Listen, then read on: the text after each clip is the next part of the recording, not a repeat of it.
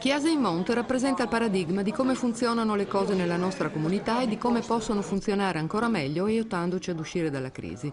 Lo ha detto il presidente della regione Renzo Tondo intervenendo a Illeggio all'inaugurazione della Casa Soggiorno realizzata dal Centro Solidarietà Giovani Giovanni Micesio, ONLUS, fondato e presieduto dal carnico Don Davide Larice, che dal 1975 opera per la promozione umana e sociale di adulti e giovani in difficoltà.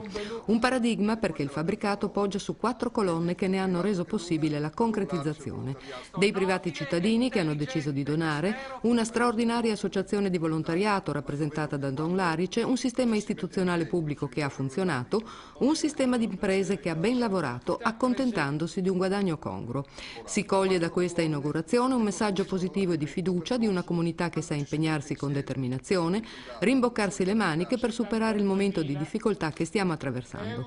Con 5 appartamenti autonomi, di cui uno attrezzato per persone disabili, la struttura è destinata ad ospitare anziani o gruppi di giovani che non possono affrontare le spese per un soggiorno in montagna.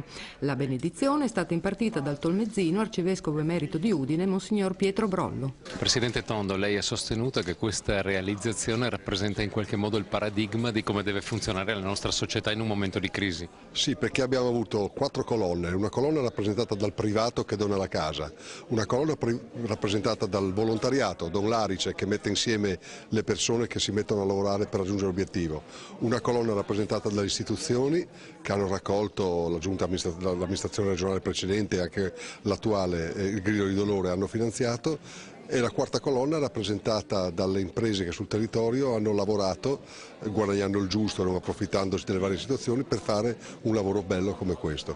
Una società che funziona, rappresentata da queste cose. Un sistema per uscire dalla crisi? Una possibilità per uscire dalla crisi, perché questa è una crisi epocale e soprattutto che riguarda attraversa trasversalmente tutta l'economia, però ho la percezione che una comunità che ha un passo in più come questa può farcela.